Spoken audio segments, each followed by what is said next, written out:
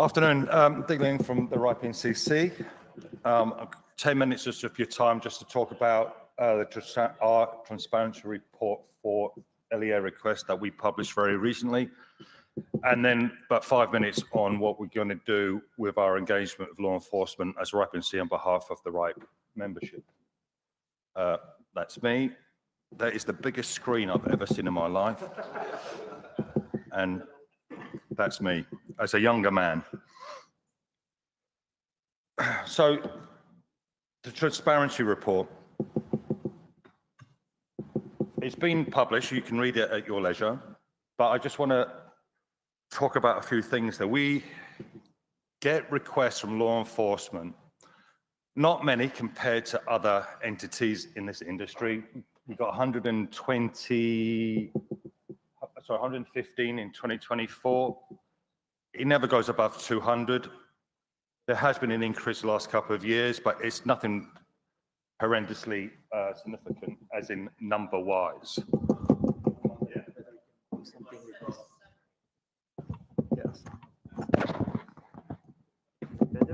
It's now.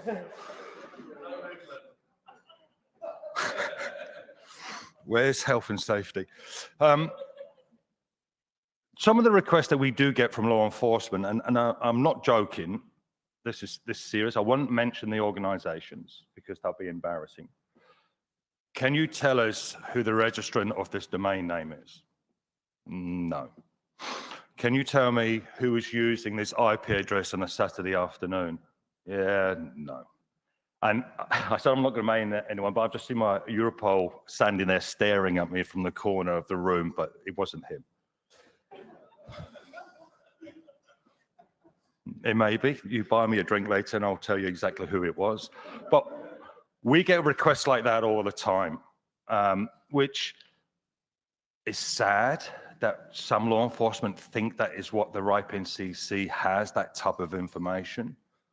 And then it's sad that maybe we haven't explained ourselves better, that what the RIPE-NCC does and what the RIPE community does and how the IP address space really works. I know we've been doing this over a period of time for many years, but there's a big churn in law enforcement. They change. Every time you get promoted, you move. You do 3-4 years, you move to another department. So maybe we need to start looking at that again at the same time. So when we're talking about re-engaging and continuing engagement with law enforcement, there's a lot happening, not just in the EU with new regulations, policies being discussed, and there seems to be a conveyor belt of new stuff coming out the European Commission weekly, and it's very hard to keep up. But there's definitely a change happening, and that change could affect the RIPE-NCC and the data and the RIPE membership. So we're keeping involved in that, keeping what is going on. At the same time, we thought it'd be really good at this point in juncture to really engage with law enforcement again and tell them what it is that we actually do and don't do, what information we have, and more importantly, what we don't have, so we don't get requests that are nothing to do with us and they get the wrong impression of what it is that we do and don't do. So what we have done, and I'm sure you've all heard about the Trust Portal by now, and I'm sure that you've looked at it and studied it every night before you go to bed. You'll find in there that we have done law enforcement guidelines for the first time, where we're actually going to give those guidelines out to Europol, Interpol, all law enforcement agencies, that clearly and concisely explains what the RIPE-NCC does, what the RIPE community is, what's the difference between the registry and the database, so they see for themselves exactly what it is we do and don't do. And we all put that on the Trust Portal.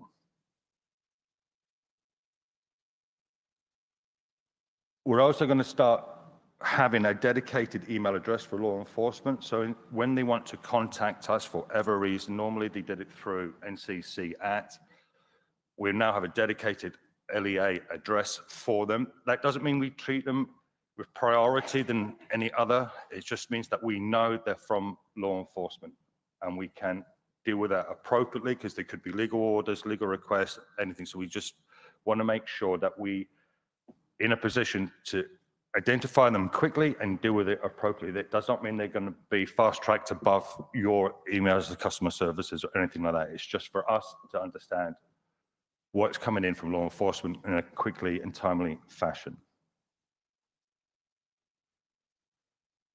As you see, you've all seen this now, the trust portal, as I talked about. The other bit I just want to, and we have the bit I want to talk about now is that we do have a section for law enforcement and competent authorities.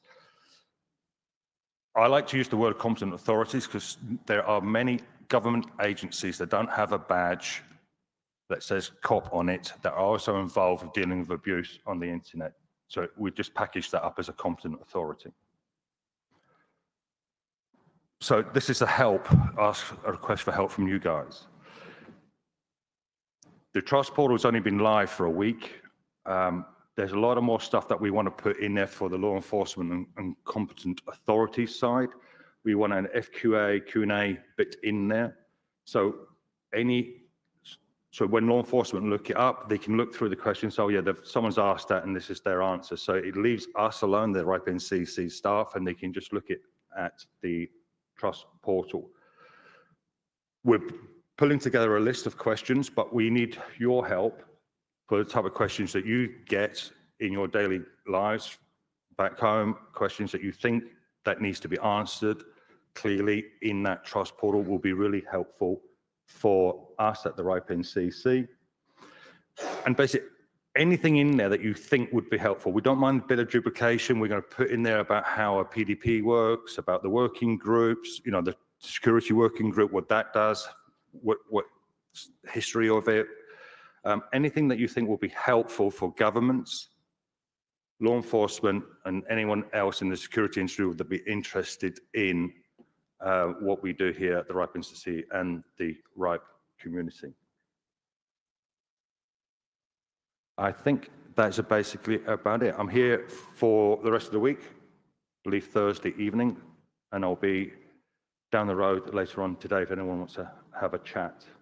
And I've got, I don't know what that means because it's got 2 minutes 30 and it flashes non-stop. So I think I've got a couple of minutes left to take questions to me, or I can see my legal team, they're staring at me to make sure I don't say anything wrong. So you can ask any of us a question. I'm sure you would never. Questions, please. E-evidence is something in the horizon, and that will change the request for data.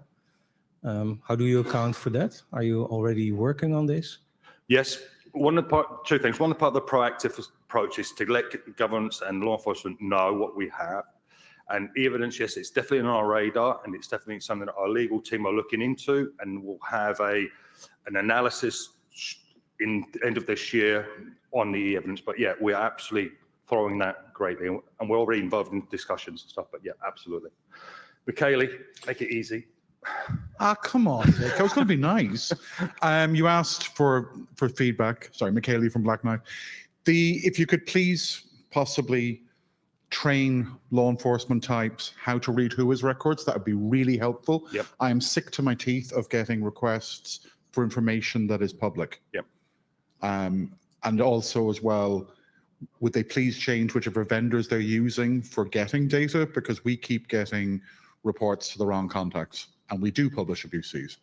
Yep, no, that's a good point. And that's one of the things that we'll be looking into for this year and next year is the educational side again on the RIPE database and how to draw the right data and make the right inferences. But as we all know, it's not an easy thing to look at unless you do it as a day job. But we're definitely, that's on our radar, and there's something that we've already spoken about with Europol and other law enforcement agencies. Last minute, I forgot to mention is that here this week, we actually have 3 Portuguese law enforcement officers. So if you are based in Portugal and you want to speak to your local enforcement officers, please do. They're quite easily identifiable. I know you're looking around, they're the only ones wearing a suit and tie. So I won't embarrass them by standing up, but they are wearing suits and ties. So please, if you are based in Portugal. At least one of them isn't wearing a tie. Oh, I saw one of them wearing a tie, but please speak to them. nice guys, and start having that conversation with them. We have a question from one of our online attendees. Test. Oh, perfect. Yeah, two questions actually from Robert Czech, ETS GmbH. The LEA report for 2024 mentioned a request related to a RIPE Atlas probe. Is it possible to tell what kind of information was requested? For example, regarding a measurement or a probe host? I don't have any knowledge of a request regarding an Atlas probe. And my legal team are now looking at the floor. No. Actually standing up.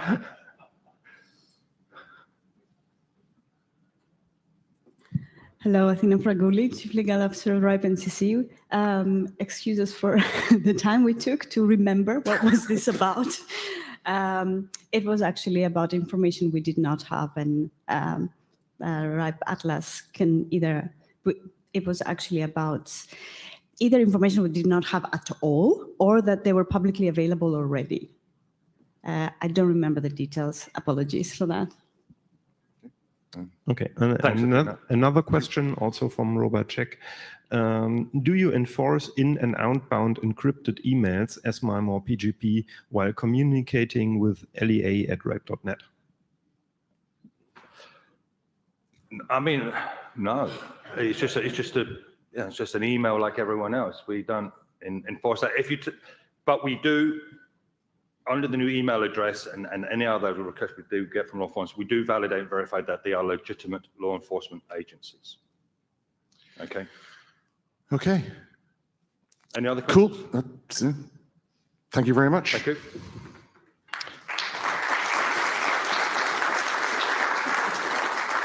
So I will say to our speakers, by the way, and this is, I think, the first time this room has been used, the clock display appears to be wobbling a little bit. So just to warn you, if it looks strange, it's because it's strange. I don't think we have the time to work on it right now, but it should be fine. So next up, we have one of those people wearing a shirt and a tie. So yes, we have Emanuele Iovini from Europol, please. Good afternoon, everyone. Emanuele Iovini from Europol. I actually work in the European Cybercrime Center as the governance specialist in the prevention and outreach team. What do we do as Europol? What we want to do and what are our goals? I'll explain it to you in a second. The European Cybercrime Center deals with all the cybercrime in Europe, but as a law enforcement agency and not as a law enforcement force. It offers a lot of support, mainly operational, strategic, analytic, and forensic support to all the member states. So it doesn't start investigation by itself, but supports member states to cooperate between each other. Each year we publish the Internet Organized Crime Threat Assessment, which is a flagship strategic report describing all the cybercrime and how it is evolving through the year. This is how we are structured. We focus only on EC3, which is the European Cybercrime Center, and we have three big parts, like the knowledge, the digital support with forensic support and cyber intelligence, and we have the operations. The operation covers a large spectrum of crimes. You can see the high-tech crime, the payment fraud, child sexual abuse, dark web. We have a joint cybercrime action task force, which is permanent and is composed by all member states, which give one liaison officer to us to cooperate and work together. This is what Europol does. When we see some particular server, some particular platform, we put a splash page. So whoever tries to connect to this illegal platform will see this image, which tells us what we have done, how we worked, and what are the consequences. But in reality, we are this. We work hand to hand, shoulder to shoulder, to manage and tackle cybercrime. Why I'm here? The cooperation. Cooperation can be in two ways. One is institutional cooperation, you can see on the screen. By Europol, we cooperate between member states. We focus on cooperation between member states. We have the JCAT, which is the task force. We have judicial cooperation through Eurojust, and we also have many projects through Impact, which funds our operation and makes us do our job in the best way as possible. But the cooperation is also with the private sector. We have many advisory groups, currently 3, so we cooperate with private sector on many projects. We have many goals with them. We have trusted relationship, voluntary cooperation, providing expertise, capacity building, and I agree on many strategic points on cybercrime. So they help us, they support us, they give threat assessment data. We manage to discuss policies with them, and they also participate in our events by providing a lot of feedback, a lot of insights, and a lot of information. So that's why the private is so important for us. But what do we do in practice? How the operation look like? This is one of the most important operations. It ended in January this year, and is one started by the German authorities. It's called Operation Talent, and is actually the takedown of two of the most largest cybercrime forums, Cracked.io and Null.io. Probably you know them. We managed to arrest 2 people, searching many properties, and also seized 12 domains which were able to host these platforms. Why so important? It had 10 million users and a profit of 1 million euros, and it was, as we say, cybercrime as service platform. What does it mean? That now it's so easy to get tools for cybercrime, just paying a little fee or a subscription to this platform, and you can become an hacker in minutes. So that's why it's so dangerous. We call them one-stop shops. One logins, pay a fee, and has all the tools at its disposal. What was it providing? It was providing stolen data, login credentials, malware, and hacking tools. But what's most important is we are facing ourselves in new technologies also. So he also had AI-based tools, scripts, that were able to optimize attacks. So trying to understand what were the vulnerabilities and tailor the attacks on the victim. Even advanced phishing techniques. So they were able to create personalized messages which were tailored to the victim.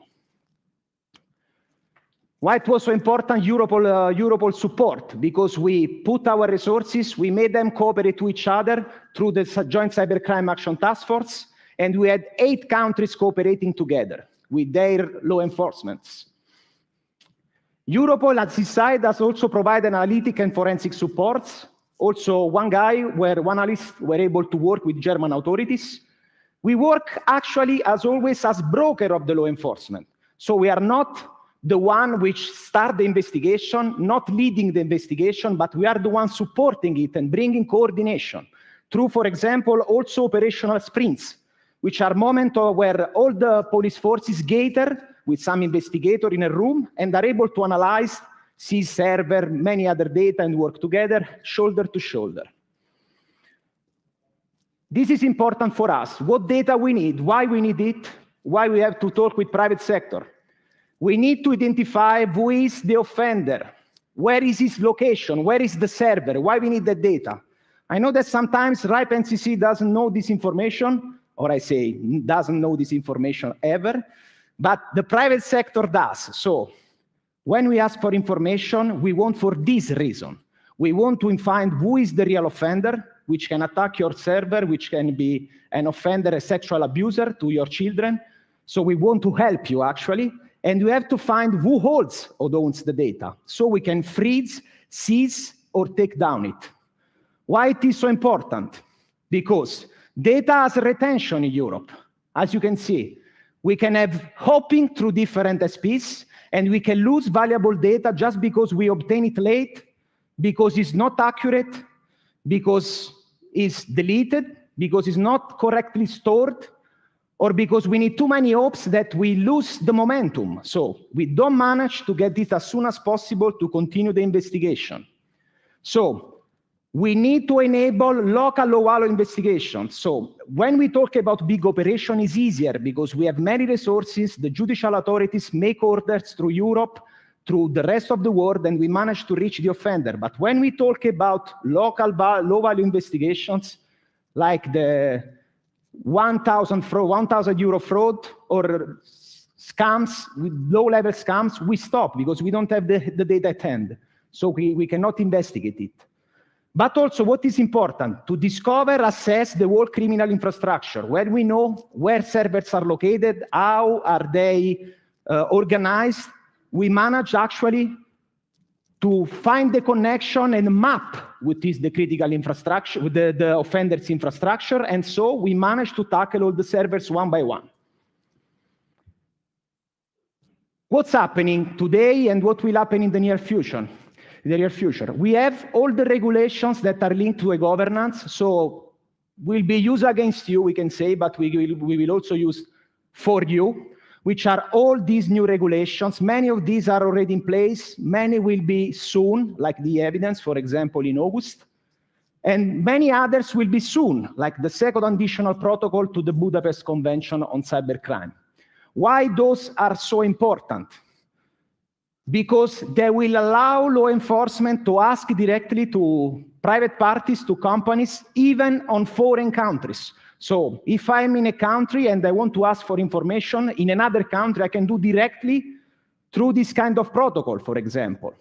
The NIS2 directive everyone knows. It's on cyber resilience mostly, and will oblige everyone to have up-to-date data, accurate information, and store it correctly. This is just a mention, but we also are under this. We have the Cloud Act to understand how the cloud works, and in the future, just is going to be applied, the European Union Artificial Intelligence Act. What does it mean altogether? I take all the common aspects, which are not exhaustive, but they are important because more or less is what is happening. Every company on the supply chain has to know what is over and under it, and you will have to establish a legal reference contact to answer to law enforcement authorities, but not only that, only to legitimate access seekers, which will be private many times, but they will be defined by law. Because this regulation, many of them will be transposed in local laws and will be different from country to country. So we have to assess even what will be the impact of them. You will have to maintain accurate and up-to-date information about registrant users, and you need data management and retention policies. Many of you already have because they are based on local laws.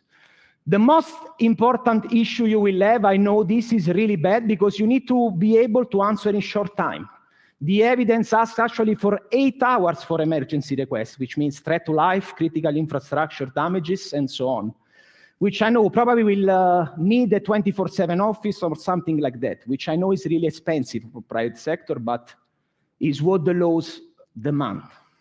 Having backup strategies and mechanisms to retrieve data, this is easy to understand.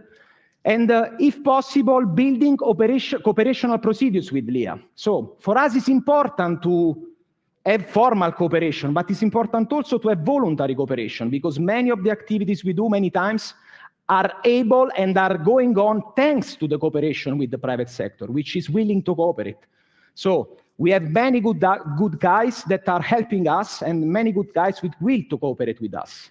And monitoring illicit activities, which is not mandatory, but is really good when people do. For example, many registries already monitor DNS abuses on their domains, and they actually intervene on that, even communicating with police forces. And in the end, what I want to say is these are the challenges we are facing. But the most important one is the yellow one, because it's the public-private partnership. We cannot tackle cybercrimes if we don't work together, if we don't manage to find a way to cooperate and exchange information. I know encryption is a problem many times because we cannot find the information, the communication, because the encryption can be end-to-end, which I know is for freedom, is important for security, but sometimes it also hampers investigation. Imagine you have some sexual offender with child and they have a private communication. You cannot enter in that if you don't know something like undercover. The anonymity also is good for freedom, it's good to be anonymous, but sometimes law enforcement need to know who is the offender because they need to prosecute it, they need to assess what crime it does. And what I said before also so important is the high volume, low value crime. So we have an increase of low value crime, which is harder if we don't have the information as fast as possible. It's hard to tackle, it's hard to investigate. Then we have the cross-border jurisdiction. Many times it happens that we need information from a country, we send the request and we wait so much time to know that just the data is outside that country, it's somewhere else. So we lose time to produce orders and obtain the information we really need, not just random information, the information around the user. So if we have a negative answer, we just have to move to the real one and ask again, actually.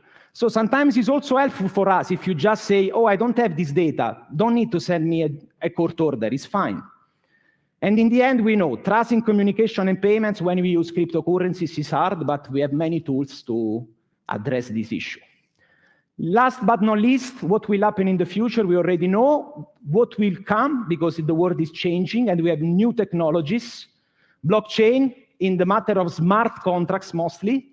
We have artificial intelligence, which is really, really, really important in this period, a really hot topic, and quantum computing, for example, for password cracking and even making passwords safer. So what I would say is that artificial intelligence is transforming this world because we have accessibility to AI, versatility of AI, and sophistication, which make easy to make new types of crime. We can think about synthetic images, deep fake, and all the other crimes, even cybercrime, hacking, which is made through the help of AI intelligence. So you can find this assessment report, which speaks about it on the SOCTA, Serious and Organized Crime Threat Assessment. Everything I say is public. It's on the official site of Europol. So if you want, in any case, want to deep on that, have more knowledge, more details, you can access the official site and find these kind of papers, which are really rich. And that's it from my side. If you have any question, if you want to start from, if for your ideas, any kind of partnership, cooperation, I'm here the whole week. You can speak with me. I'm free to talk with everyone. So thank you for your attention, and I'll receive any question you want. Thank you very much. So, are there any questions? Or does everyone just want to ask Emanuele questions in private? Yeah, that's a... You don't have to, Michele. I mean, it's but I will. Okay, I will. cool. Michele from Black Knight, I didn't think this was very helpful at all. It seemed very, very aggressive and very anti-network operator. I didn't kind of come away from this thinking, oh, I must go out of my way to assist Europol. I mean, especially when you look at your supposed threats. I mean, there's no balance. It's very, very biased. It's your anti-encryption, your anti-anonymity. You're not giving me any incentive to actually want to work with you. And I just thought the way it was being framed was very much along the lines of, here's a bunch of laws, you have to conform with them. Oh yeah, maybe you might want to cooperate with us. But that did not come across at all, that you actually wanted to cooperate with us. Thanks. Do we have the right ones? You absolutely, yes, absolutely. So when we speak about challenges, it's not about we don't want to comply. It's about finding the right balance between freedom and crime. And when we speak about crime, it's because we work on it, we know. And we know that a bit of balance should be made between freedom and crime, because if everything is freedom, everyone is free to do whatever he wants. And everyone can commit any crimes. But when is your child to be under crime or your organization to be attacked by a ransomware? It's always a different story. So one time it happens to us to be attacked by a ransomware and we have to ask another company to help us. And it can be the other way around. So as a law enforcement, we are actually the helper. We want to tackle the offenders, not the free people. We don't want to have some kind of block the freedom of people or something. We just want to tackle crime. But tackle crime is helping the society. It's not doing anything else. Okay, please. Yes. Lee Kent from BN Media Group. I'm hoping some of you will remember me from last year. I'm talking at this session. We're right in the middle. I do, up to a point, agree with that was quite heavy-handed, to be fair. I think there is a softer approach to be taken here. I'm hoping that some of the members of the audience will come along on Thursday and listen to our BOF, which will hopefully meet both sides there. The point I kind of want to make for those that can't is that the information that is held needs to be better. And I think that would then help both sides. It'll help law enforcement identify the vectors that they need to identify and the perpetrators of these particular crimes, and hopefully take away some of the headaches from you guys as well, that you're not getting bombarded by unnecessary requests for information that you don't have. I'm excited to hear Dick's presentation and that getting out there and educating law enforcement and the private sector about what you guys, the information that you guys hold legitimately, and what RIPE NCC and the other regional internet registrars hold as well. I think that will be a big step forward, because a lot of private sector and a lot of law enforcement don't actually have a clue, and they will just see an email address and they'll fire it off and hope for the best. And I don't think that that's a good cooperation between the two different kind of sides of the internet here. Another education element from the law enforcement side, I know I'm going on, is that the law enforcement need to understand how the internet works, and they don't. And that would be a big step forward as well. That's it. Any comment? No, I think he just spoke by itself and it's fine. It's not. There is no any question, but I thank you for the words. Okay, and this, so last two, and then we're done with this. There may be time later. Who knows? But anyway, please. Alex, Amsterdam Internet Exchange. I think the presentation clearly shows that you do not understand the internet, because the laws and regulations that you referenced will not solve the problem, not even dent it. You, for instance, don't recognize resellers that are located outside the EU, that don't provide their services within the EU, so that they don't have a reason to register. So if you ask them who is their customer, you will not get the answer, and they are not legally obliged to give you the answer. Just one small example why it doesn't work. If we had 2-3 hours to speak about order regulation in detail, which I did, but I couldn't bring it here because of time, we would understand it better. We know how it works. We know when investigations are hampered because we don't find the data. And we also have problem with proxy services many times. But it's not that we don't address the problem. It's that we cannot manage to deal with everything at the same time. We just tackle the problem one at a time. But if we don't even know the easiest kind of information, how we manage to get the hardest one? So if we don't even manage to get information in Europe, we manage to get the one outside of it, like for foreign countries, how hard it could be. Oh, okay, yeah, this is, and there's plenty of time this week to have some more of these conversations. Rüdiger, please. Yes, Rüdiger Volk, retired backbone architect.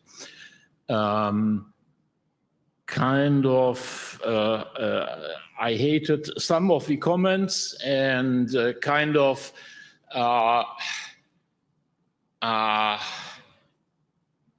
well, okay, your presentation may have spent more time than is useful because, well, as citizens, we are aware, and network aware citizens very much.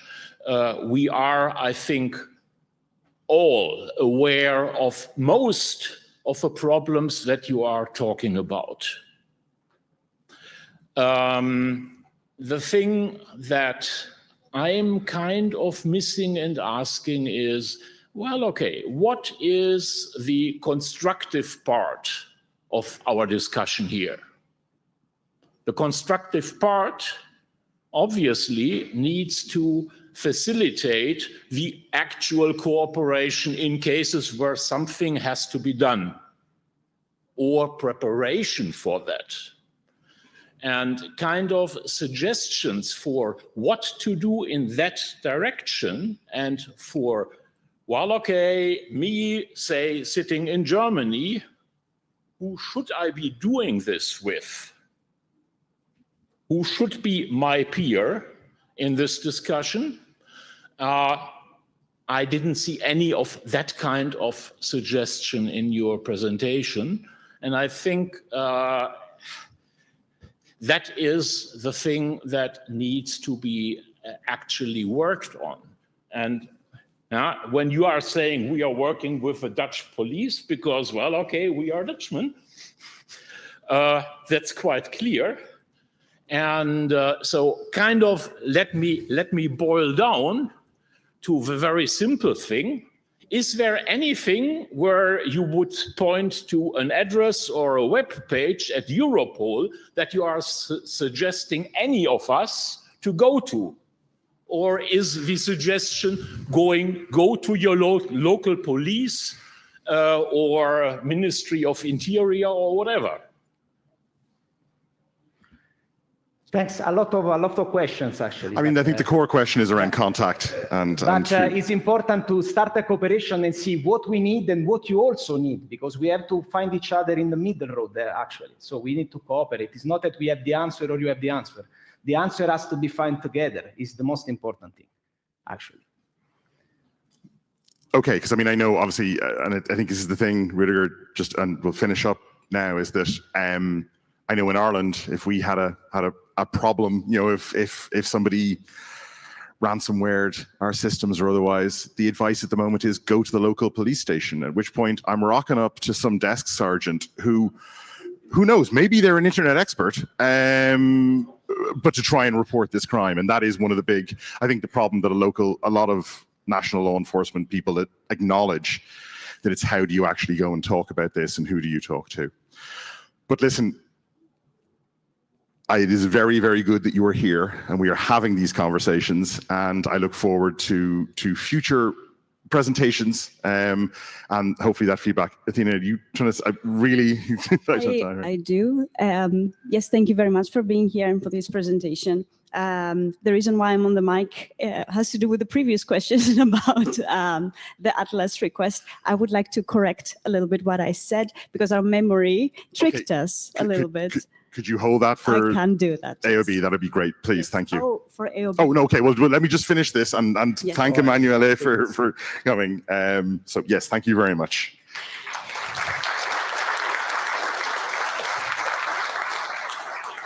Okay. Right. I would like to correct what I said before about the Atlas probe request. It was a mixture of requests for public information and public information we did not have. We decided to categorize it under the request for non-public information in our report, and that's why you see it there. In the end, we only provided the public information as a response to that. Thank you very much. Okay, cool. Thank you for the explanation. It's important. This transparency is transparent, I think, is very important. Okay, so let us move on. And next up, we have the first of two talks from colleagues in ICANN. And first up, we have Samaneh talking about INFERMAL, so inferential analysis of maliciously registered domains. I can't quite believe it's not a racy talk, but with that title, but that's just me. So please, thank you.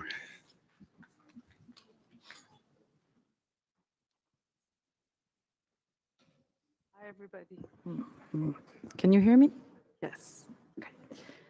The clicker. Okay. So I'm Samaneh Tajali, the easiest family name you've ever heard.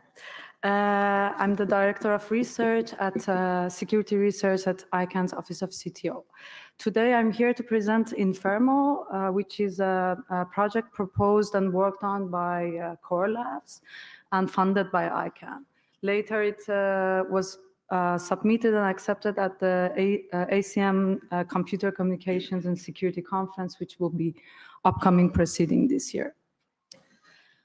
So the motivation of the work is that, as you all know in this room, there's a lot of cyber criminality going on, phishing, malware, spam, and botnet CNC. But there is little on what factors actually influence the trends that are there, specifically looking from what criminal preferences are. So this research aims to look into two main things. One is look into attackers' preferences when it comes to domain abuse. And second, what are the factors that influence driving this malicious activity? Registrations. Here's the approach used. Basically, the work took around 73 features collected from different places, which combined, they summarize into the these three following categories. The features aim to capture registration attributes, proactive verifications, and reactive security practices of registries and registrars. The machine learning method that is used to be able to assess how these collected factors actually influence DNS abuse is a GLM regression model that basically models the odds of certain thing happens, including all the factors in a model. What the researchers did is actually making sure that the models capture interactions between these factors, because as you may all know, this ecosystem is very complicated, and it's important that all of these interactions are taken into account at the same time while looking into domain abuse.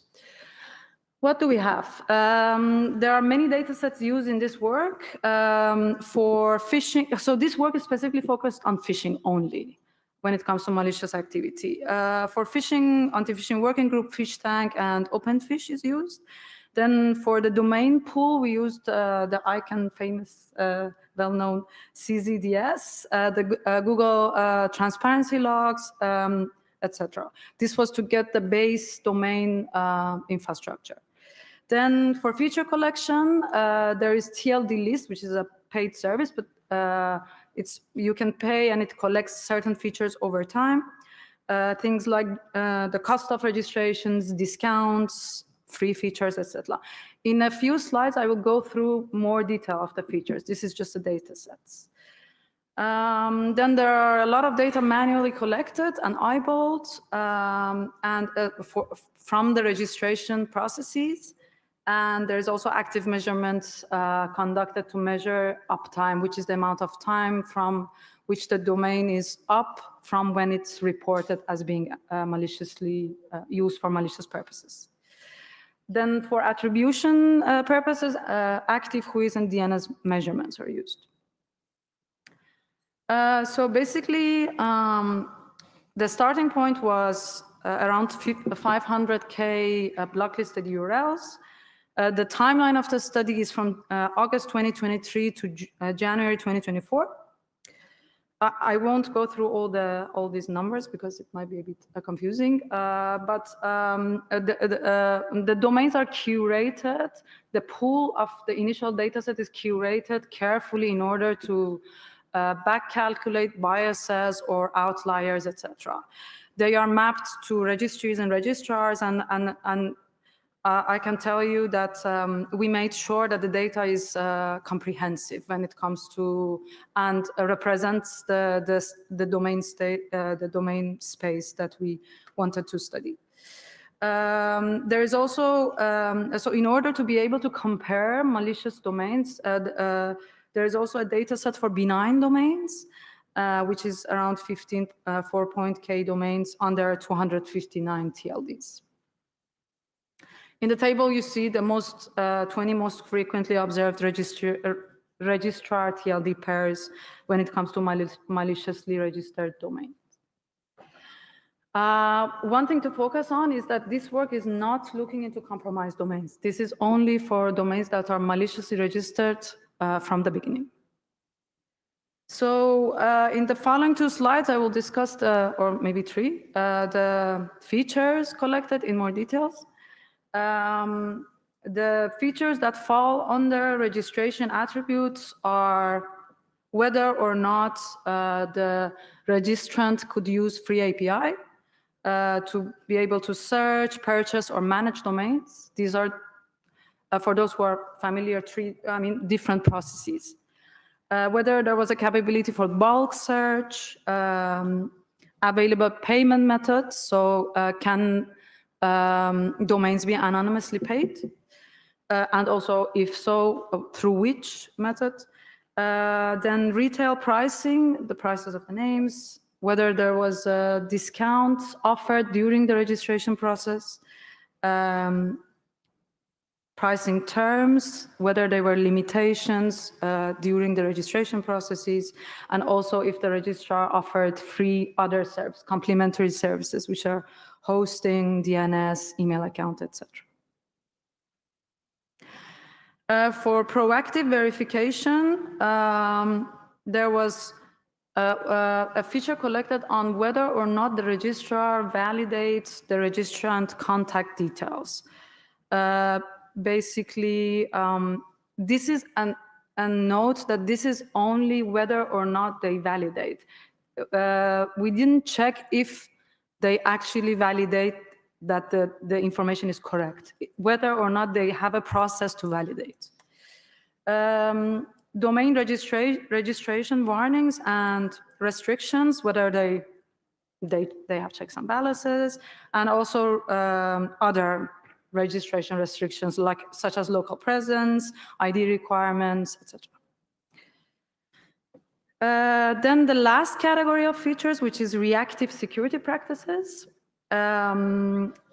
This category is basically what, so the reaction of the registries or registrars to when they see a domain shows up on their abuse contact or on a blacklist. What do they do? How much time it takes for them to take the domain down? We call it uptime. So a measurement is DNS and whois measurement is conducted first every 5 minutes and then 15, 30, until 48 hours, and then every 12 hours, until the domain is not there anymore. There is also a subset of domains to which a notification has been sent that this domain is seen on an online block list. So these were the features that were collected. From now on, I will show you a summary of some of these features, and then we'll discuss the results. So for prices and discounts, we saw that domains could range from 78 cents to $69, nearly 50% costing less than $2. When it came to registration discounts, examples of expensive domains were, you can see USPS.bar, which was $69, or dhlcenter.net, $56. A registration process were also subject to terms, discounts for new customers only, etc., which were rare conditions. This is the stats of some of the free services that were offered: free DNS, email, SSL certificate, etc.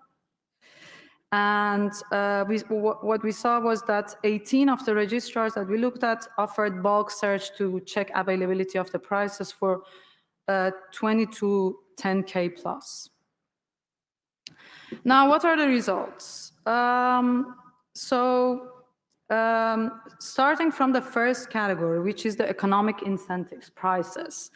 What our model showed was that there is a weak but positive relation between price of a domain and the odds of it being abused, which is quite intuitive.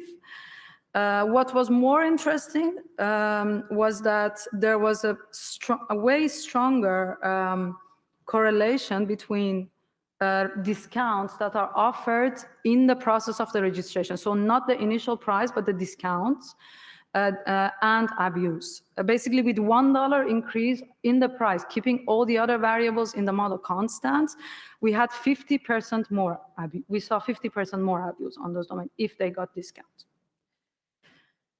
And interestingly enough, let's see. Okay. Interestingly enough, we saw that when we looked at benign domains, the discounts, basically the mean price for benign domains was 8.6, which is higher compared to malicious ones, meaning that the initial price did not matter as much for the benign registration that it did for the malicious ones, which was an interesting finding. Then we looked at the role of free services. We saw that APIs to register domain, to create accounts, and to manage have very strong positive correlation. That is 400, keeping all the other variables constant. And when we looked at the other free services, such as DNS and hosting, we saw that they both show positive correlation, meaning the more free, the more abused. But interestingly enough, this was the same for benign domains, meaning that it really did not matter that much. Restrictions show also a negative correlation, meaning the more restricted, the less abuse, but which is an interesting finding for those who practice. I want to, this is the most important part of the presentation because there are a couple of notes to be made and considerations. One is that this study looked at the factors driving abuse from attackers' perspective.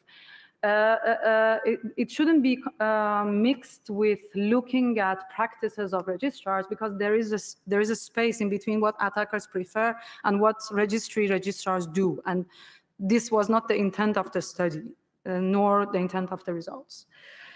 The results should be taken into caution when interpreted because it cannot be quickly generalized, shouldn't be taken out from the context of this research, the scope of this research.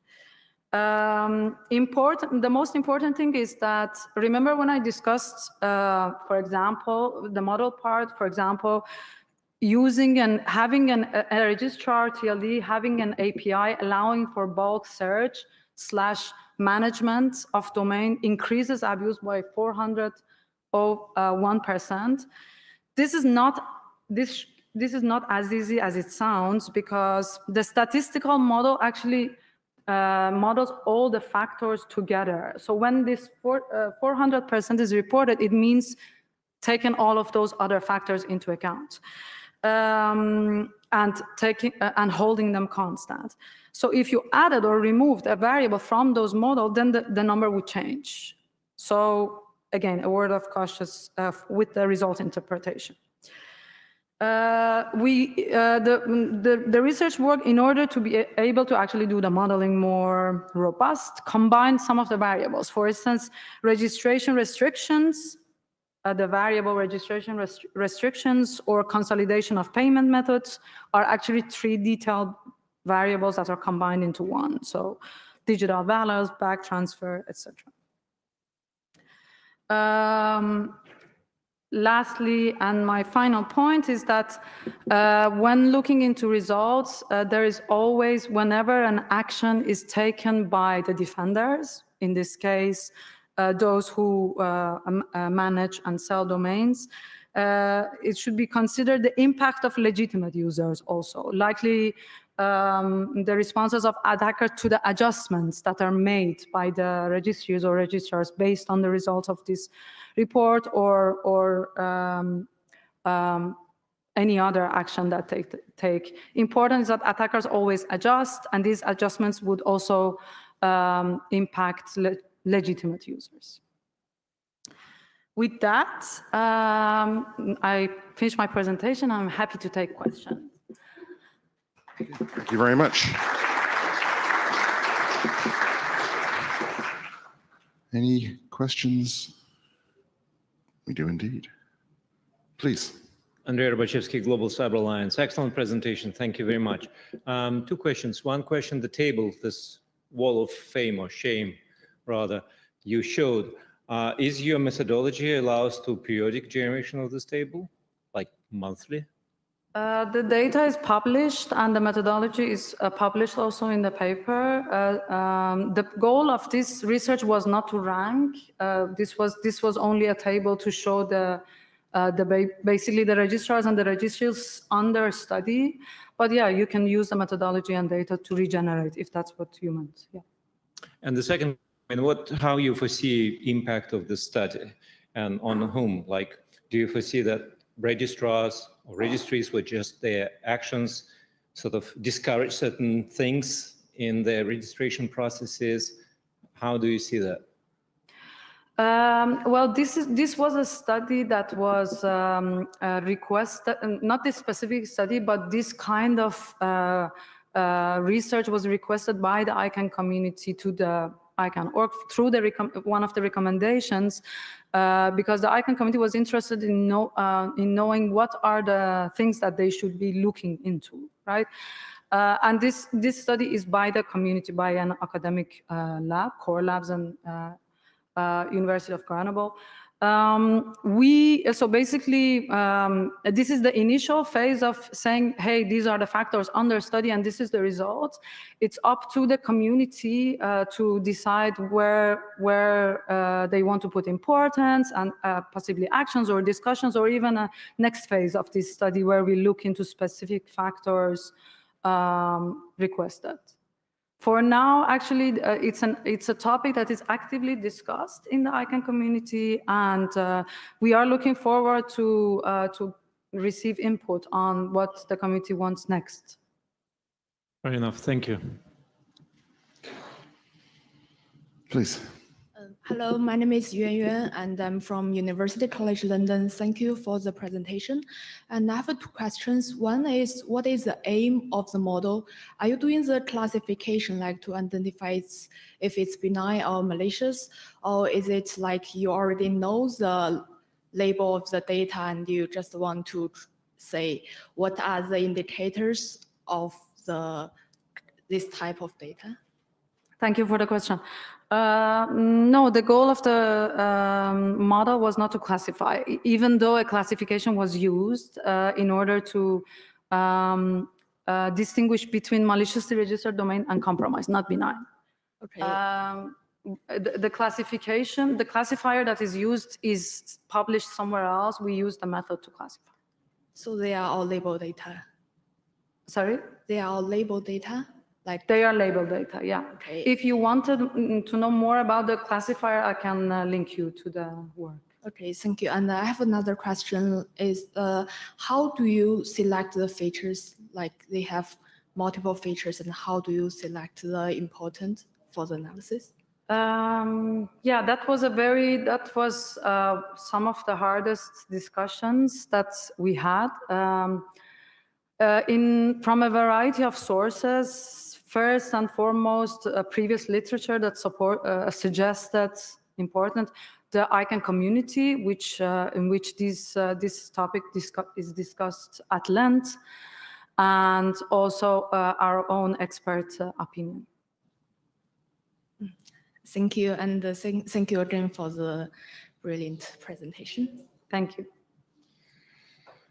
Yes, please.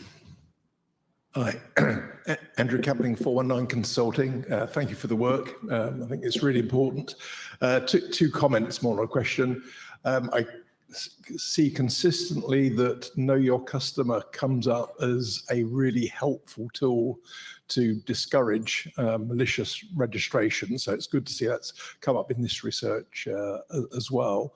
And also, picking up on another question, the DNS Research Federation, which I have no affiliation with, helpfully publishes a whole range of league tables, which, for example, show the abuse by TLD, and recently they've added by registrar as well, which might encourage the less helpful parts of the community to actually take action to address their shortcomings. So hopefully more of this, given this visibility, will drive up the bar of behavior. So good work. Thank you. Thank you, Andrew. Okay, cool. Thank you very much. Thank you.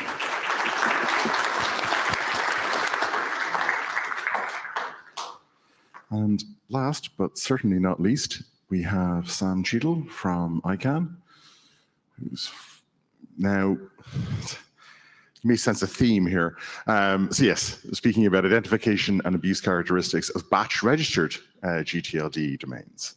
Please.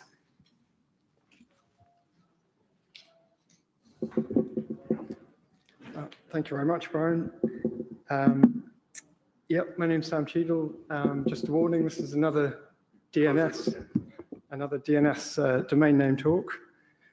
So double dose of that.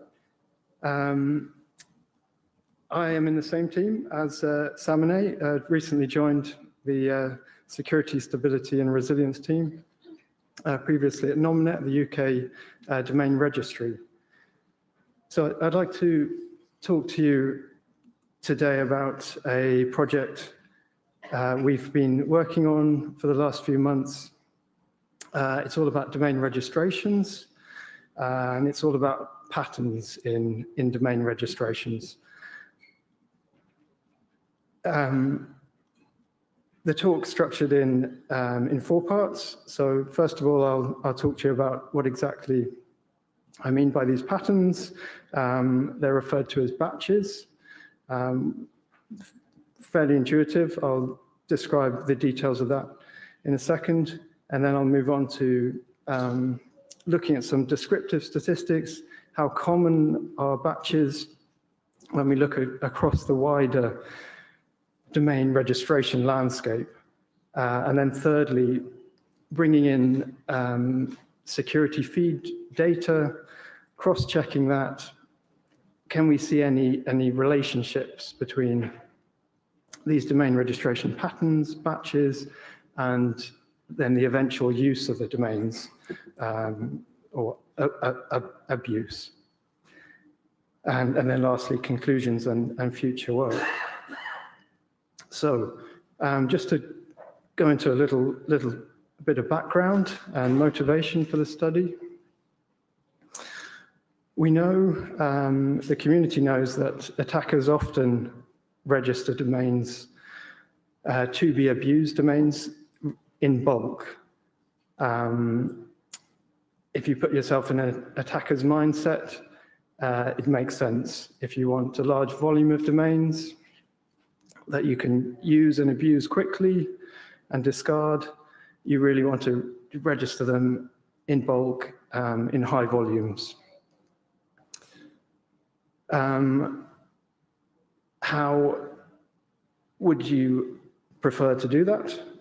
Again, imagining yourself as an attacker, you would like to do that presumably using an API or programmatically. What you wouldn't want to do is go through 100 or 1,000 domains and try and register those manually. We know that APIs are a factor, as Samaneh mentioned. They are a factor when you try and predict malicious domain use, one of the strongest predictors. So far, so good. If you're an attacker and you're registering domains in bulk using APIs. But there's a downside. From the defender's perspective, you can pick up on patterns in the registration data. And what we were particularly interested in this study is these bursty, time-bound spikes or batches of registrations. So when I say batches, I'm talking about these high volumes that come in with either identical or very similar creation dates. And the reason we want to do that, obviously a general abuse mitigation, combating malicious domain registrations, but detecting these batches of domains also gives the community the ability to spot abuse early, and hopefully in some cases even take down these domains before they're weaponized. So effective detection, intervention, and mitigation, those are three key goals. So you might wonder what features are best to focus on to identify these batches. Pre-GDPR, where registrant data was commonly publicly available, that would be a key source to look to. Post-GDPR, as I'm sure you're all aware, post-2018, it's very difficult. Commonly, domain registrant information, particularly for abused domains, is hidden behind privacy preserving and proxy services. So which registration data do we have? Which features can we use to group these domains? there are limited features, but there are effective features. One feature that many studies have looked at before is analysis of domains that are registered through the same registrar. Now, commonly, if you're registering a batch, that will all be through the same registrar, and they'll all come in around the same time, almost identical creation dates. That's fine, although there are issues. If that's a very large registrar, you might get hundreds of registrations coming in per minute. It's very difficult to pick out batches of domains tied to a single account holder or domain owner. So the approach we've taken in this study is to look at registrar, but also to look at authoritative name servers and to group the domains in that way. So we'll run through all gTLD, domains, look at all unique combinations of registrars and authoritative name servers, and then we'll do some clustering based on the creation dates. And we'll exclude any cases where it's a very large registrar resolving domains through a common set of shared name servers. It just makes separation of the domains too difficult. And the algorithm we use for the clustering is dbScan, which is a density-based clustering algorithm, very useful for this type of task where we've got these high density time-bound batches and then very sparse data registrations around that. As I mentioned, we are only looking at gTLD registrations. ICANN have access to a centralized repository of gTLD data, bulk registration data access. We'll also look at security data, security feeds, or what we term RBLs, reputation block lists. And there's a list at the bottom there. There are a couple of commercial feeds complemented with open source feeds. So just to give an example of what I'm talking about in terms of batches, this is a plot where along the vertical we've got a list of domains registered consecutively over time, and along the horizontal we have registration time. So a few features of this plot to highlight. For this particular example, we're just looking at a single registrar and auth name server pair. So this was just picked at random. We're also looking at a 2-hour time window. That's just for illustrative purposes. So what we see here, illustrated in this plot, is the result of the clustering algorithm. You can see two batches, 2 sets of domains that have been successfully clustered. And you can see the black dots surrounding them that have not been clustered. This is another example. So again, we're picking at random set of domains that have been registered, in this case, in 2 batches. They're registered through a single registrar, in this case with Cloudflare name servers. You may be able to see along the vertical that they all share very similar lexical features. They're all under the .top TLD, DGA-like domain strings. There are 2 batches here, but they're obviously part of the same campaign. This is a very high-level plot to try and illustrate what we see if we look over a 3-week time period. And here we're plotting the top 25 registrars with the highest volume of batch registrations. So we've got, for each hour, the volume of batch registrations shown by the circle size, and the proportion malicious, shown by this red to blue color scale. So you can see that some registrars have a mixture. It's mainly blue, so they're mainly clean domains, not contained in any of our security feeds. But then there are other registrars where predominantly these batches are being tagged as malicious. And you can also see some interesting variations. Some registrars have very few batches and then a sudden spike. So how common are batch registrations in general? If we look at our gTLD data, we had about 10 million domains registered over almost a 2-month period. Just over 25% of them were tagged using this algorithm. Bear in mind, we're including batches of any size. It could be from 2 domains upwards. So that does include very small batches also.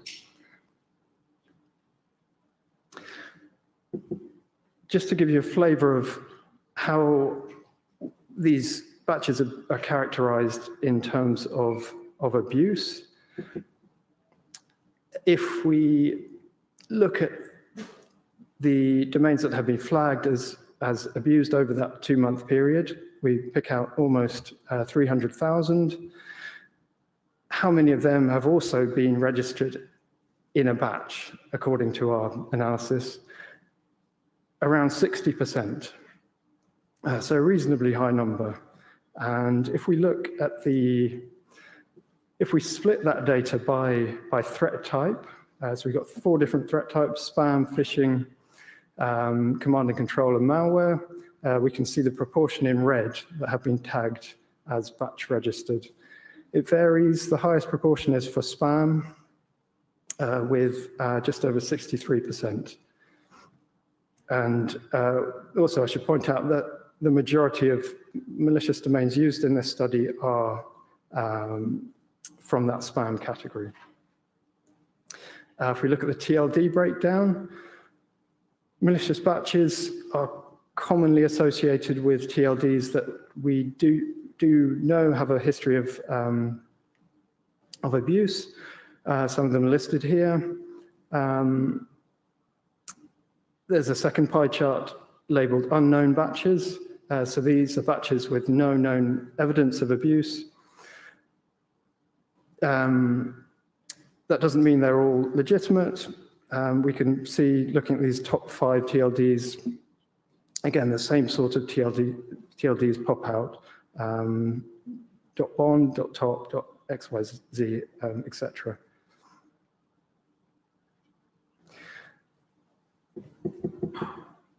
If we try and look at the relationship between the proportion of registrations that are flagged as malicious and the proportion registered in a batch per registrar, we get something like this. So this is a bubble plot. Each dot here is a single registrar.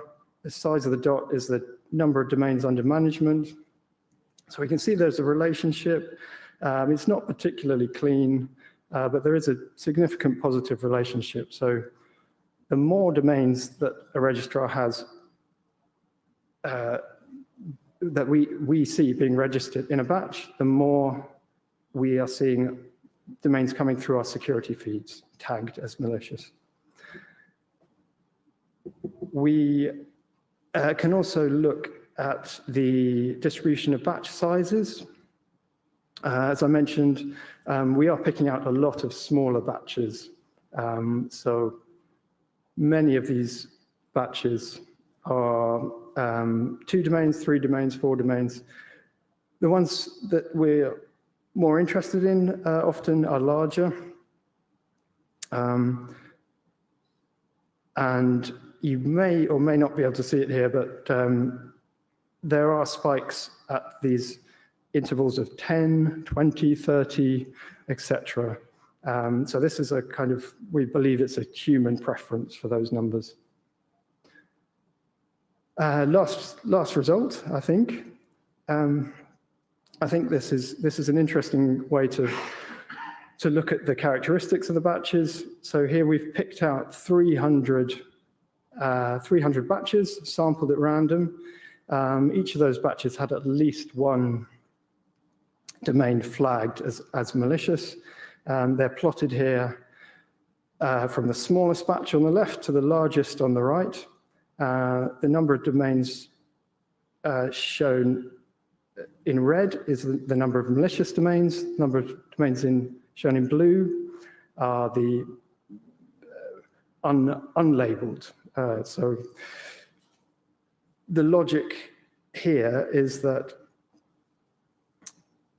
if we presume that these batches are containing domains used for a common purpose, even a big batch where we might have 1, 2, or a small number of domains tagged as malicious, they're probably all malicious. We can do some expansion analysis. If we do that, we can see that the numbers increase, and we're actually doubling the numbers of domains. Very quickly, Brian, I can see you looking at me. Conclusions. So what have we found? Batch registrations.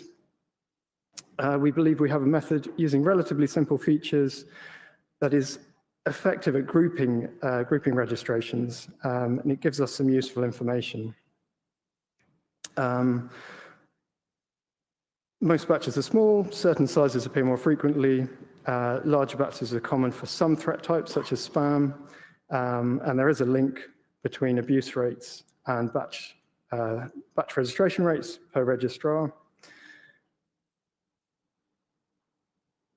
Next stage of the work, we are really interested in validating this method. We're very interested in reaching out to particularly domain registrars. We want to look at any other reasons that we may be seeing these time-bound batches, particularly the possibility of reseller practices, possibility these domains and their creation dates come in an artificial way, which may be skewing our results. We also want to look at non-time-bound batches, which will expand the analysis to cover a broader range of bulk registered domains. We know attackers, more sophisticated attackers, will do that. They won't register all in a big dump. They may do it programmatically, but they'll jitter the registrations.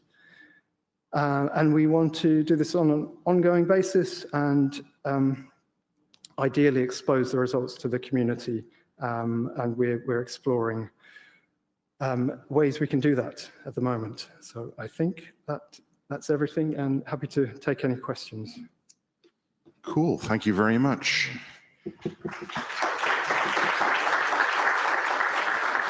We do have questions, please. Jim Reed, right troublemaker. Sam, very interesting presentation. I think this whole field is fascinating because there's so many different variables and dynamics that are involved.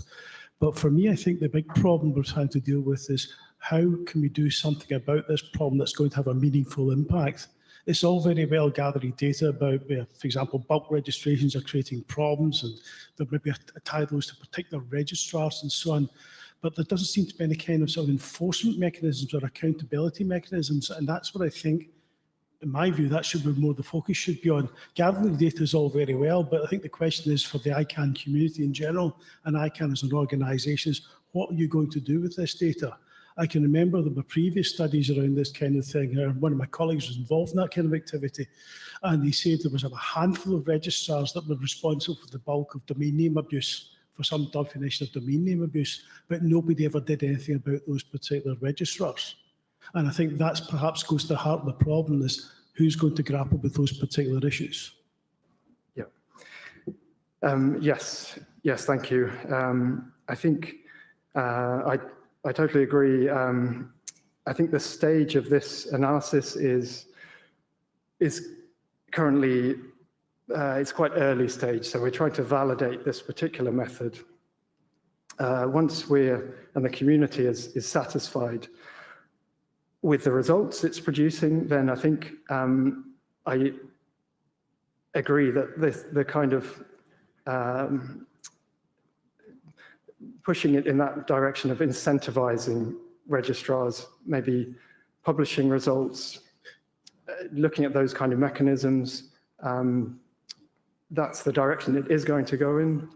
But we have to make sure we have a solid algorithm and a solid piece of analysis in the background. Yeah, that's very welcome, and I encourage you to try and do this. But wearing my cynic's hat, because I'm not at all cynical, is that I think you're just going to be an endless game of whack-a-mole. As soon as you whack down one particular registration practice which leads to bad things, the bad guys will move on to another one and another and one, and we'll just be doing this forever.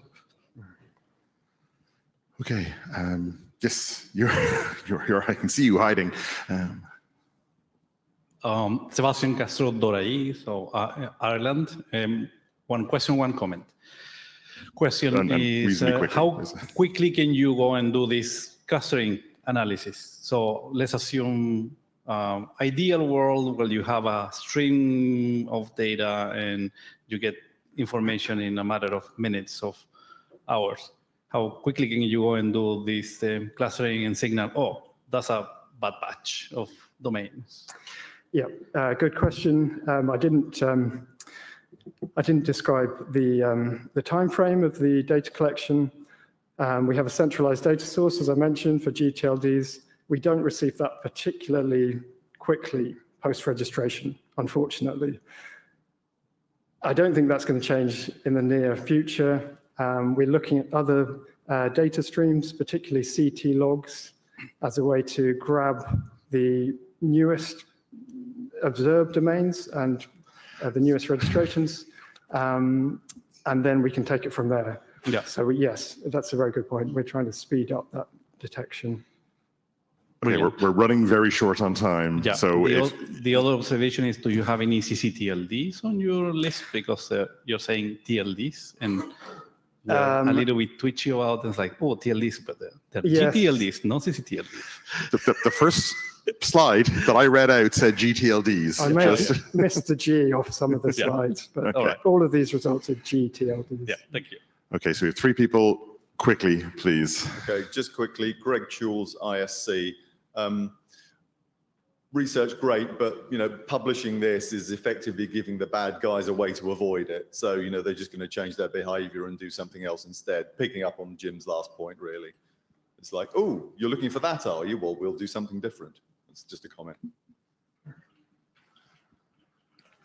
Andrew Campling, 419 Consulting. So to that point, yes, but put friction in, make it harder. Don't not act. There's a nice piece of research which came out at the last DNSO meeting, which I was able to identify fairly reliably DGA registration, which I think probably ties in with the batches. So it might be quite nice to link those two pieces together at some future point. Just a suggestion. Yes, definitely. And the preliminary analysis we've done trying to pick out DGAs does show there's a much stronger link between abuse rates and those batches with the DGA properties. Please. Alistair Woodman, NetDev. Have you thought about instigating a Tobin tax to cover the cost of mitigation of all this type of process? I'm not aware we have. Sorry, could you repeat the type of Tobin tax? Just put a transactional tax on registering things. Pick a number like $20 or something like that, right? I understand. Just say increase it. For just in general, or for particular types of registrations, such as batches? Well, until you mitigate the problem. Yeah. Okay, two of you can take that outside. Thank you very much, Sam.